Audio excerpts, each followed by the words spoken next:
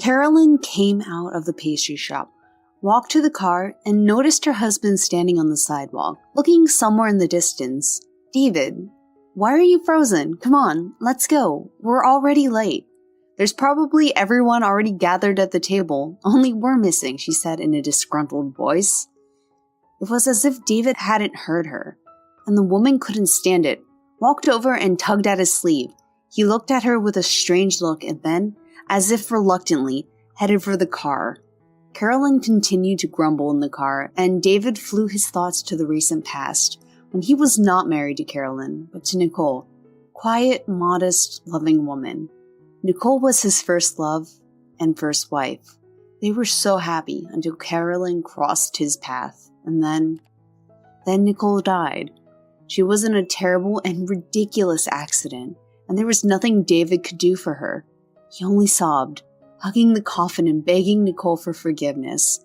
But even then, in those bitter days of hopelessness, he had no idea what he had really lost. After Nicole was gone, he wasn't happy for a single hour, not even when Carolyn gave birth to his son. David felt like an outsider in his new family and often wondered when it had all gone wrong. Probably the day when Carolyn appeared in the company where David worked, elegant, long-legged, dressed tastefully. She proudly held her head up and strode to her workplace, as if she were not a staff economist, but a director. David at the time was the head of the department, and he often had to deal on business issues with Carolyn, sometimes sitting with the documents late. One day, it so happened that their relationship crossed the line that usually lies between colleagues. The initiator was Carolyn. It was late evening, and the two of them were in the office, finishing summarizing the company's profit figures. Suddenly, Carolyn stood up, stretched gracefully, and then walked over and sat in David's lap. "What are you doing?" he whispered astonishingly. She silently untied his tie with her thin, skilled fingers, unbuttoned his shirt collar, and her lips pressed to his lips.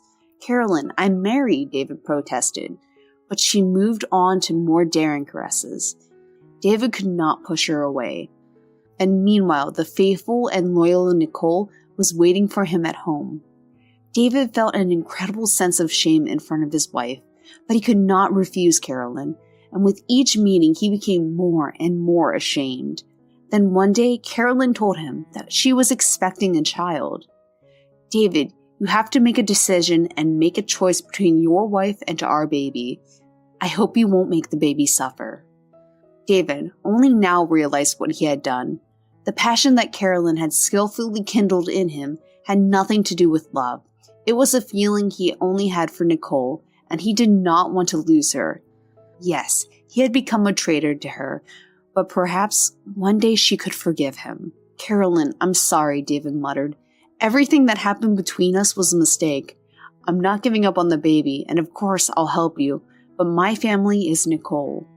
Carolyn had a tough temper. That's why she didn't cry, as another woman would have done. She smiled vindictively and said, "So you want to remain a faithful husband? And do you think your wife will forgive you? Or has she already forgiven you? Doesn't she have an ounce of womanly pride in her?" "No, I haven't talked to her yet," David shook his head. "She's gone to visit her parents. I'll wait for her and tell her everything when she comes back."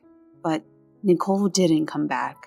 2 days after this conversation, her mother called and told David that she had been in a terrible accident and died.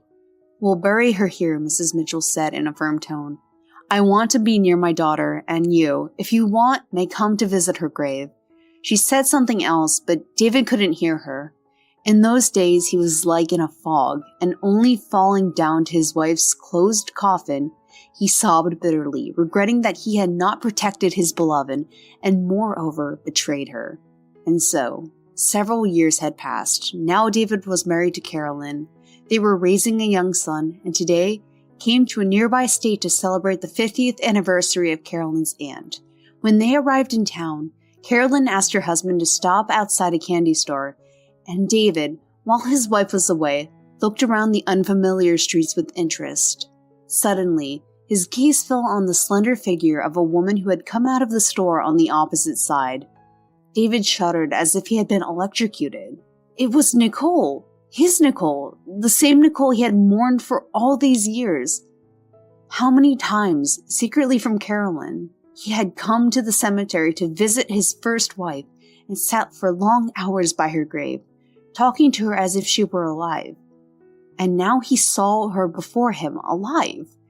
David wanted to rush out to her to call out Nicole, but the cry froze on his lips and his feet were stuck to the ground. It was a real shock, and there was no way David could move. It was at that moment that Carolyn returned.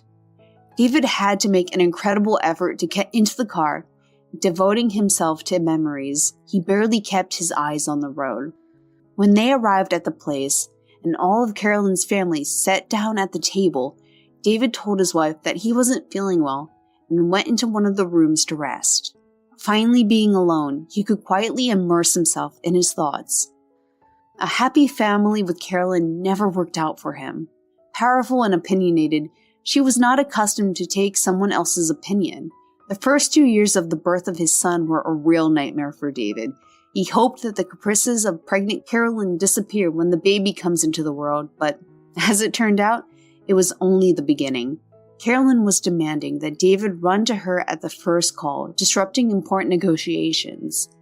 One day she begged him to come urgently without explaining anything over the phone. David was going crazy with excitement for the child and drove home at such a speed that the wheels of the car barely touched the ground. But the door was opened by a smiling Carolyn.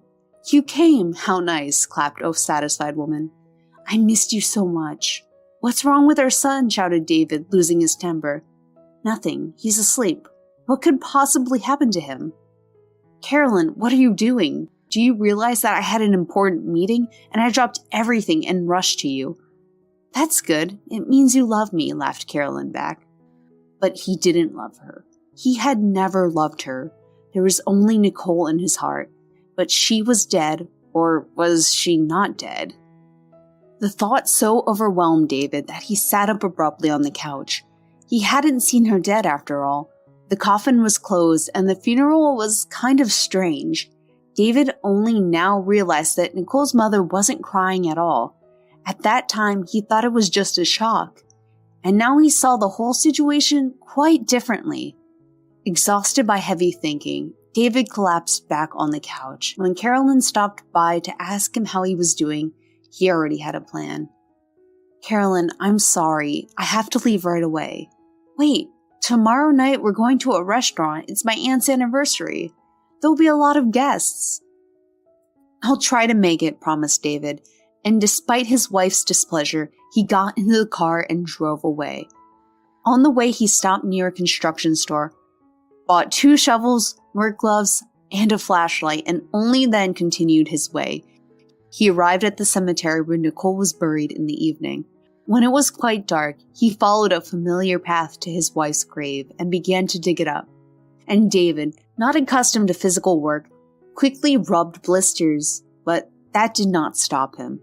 Hour after hour passed, and David kept digging and digging, stopping only briefly to take a break. Finally, the shovel knocked on the lid of the coffin. David sighed heavily. Only now, he thought, that he would not be able to get the coffin to the surface. His nerves, as well as his physical strength, were at their limits, so he decided to open the lid of the coffin right there in the grave. The shovel banged against the half-rotten boards, and a large gap appeared in the coffin. When he managed to tear off the lid, he wept bitterly, realizing that he had actually buried several years ago. David met Dawn sitting in a grave on the wreckage of a wooden coffin. In his hands were albums and photographs in which he and Nicole were young and happy. Here in the coffin, David found a box covered with scarlet velvet, which he himself once given his wife.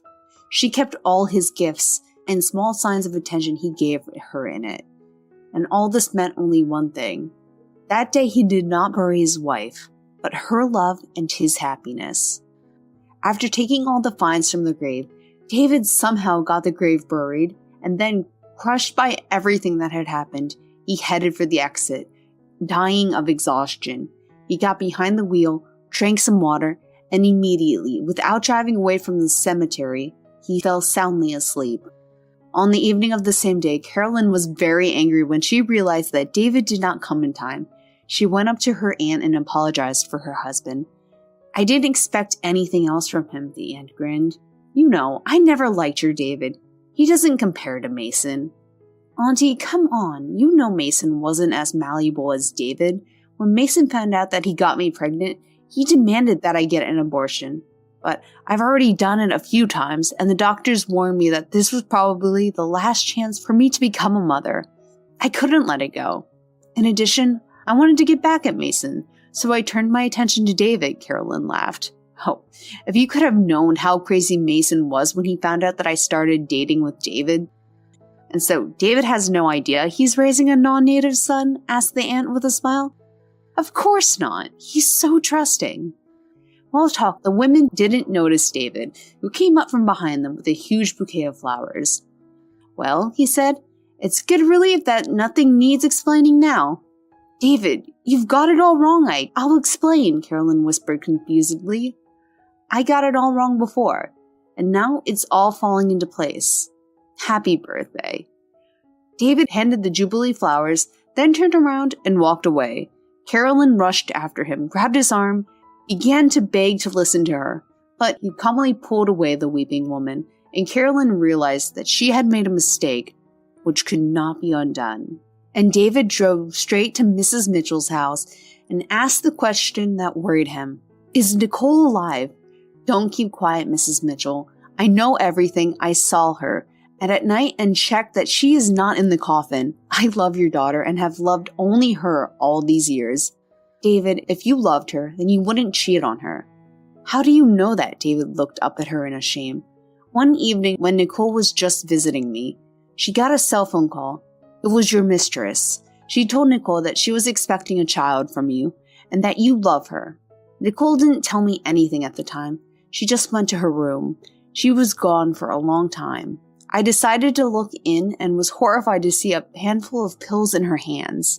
She had already taken some, and I called an ambulance to save my little girl. Do you realize I could have just lost her?" David sat with his head low, and Mrs. Mitchell ruthlessly continued, "Oh, David, if you only knew how much she loved you. Then in the hospital, she kept saying she didn't want to live anymore. I suggested that she talk to you, but she decided that since you had chosen someone else, she wouldn't bother you. You see, she decided to set you free. Rightly or wrongly, I supported her.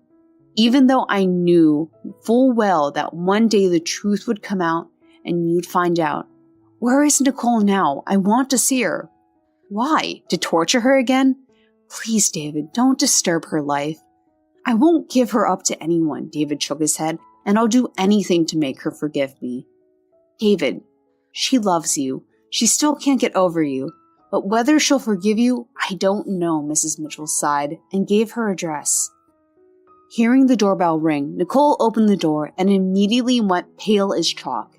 In front of her stood David, her first and only love, which she had never managed to erase from her memory. They stared at each other in silence, never taking their eyes off each other. Finally, Nicole pulled herself together and asked, "Why did he come?" "To tell you that I love you and always have. I made a terrible mistake once, and I'll never forgive myself for it. Nicole, I beg you every day to forgive me." "Go away, I don't believe you. You killed our love and I buried it." "Look what I have. This is proof our love cannot be buried." Nicole looked and recoiled when she saw the very photo albums and the scarlet box she had once buried. "Please, David, go away. I won't ruin your family. You have a child." "No family and no baby. She deceived me. He's not my son." "That doesn't change anything. So once again, please go away," bitterly said Nicole and closed the door. But David did not move away. He lowered himself along the wall and sat on the floor, wrapping his arms around his knees. He knew firmly that he would do anything to get Nicole back and felt that there, behind the door, she was just like him, sitting on the floor and listening to the beating of her heart he had been hurting. 3 years passed. David and Nicole were taking a walk in the park, not far from their house. Little son was sleeping soundly in a stroller, which David rolled in front of him. He put his other arm around his wife's newly rounded waist. "Darling, how lucky I am to have you in my life," David said, stopping and kissing Nicole. "I've been so stupid and blind, but now I will do anything to make you and our children happy. And I love you, David. You know, I felt so bad without you for those few awful years," said Nicole. "Please don't remember. I won't forget for the rest of my life what I owe you." Nicole smiled, looking into her husband's eyes and said, "Well, everyone in life can make mistakes." "Yes, but not everyone can forgive," David replied and hugged his wife again.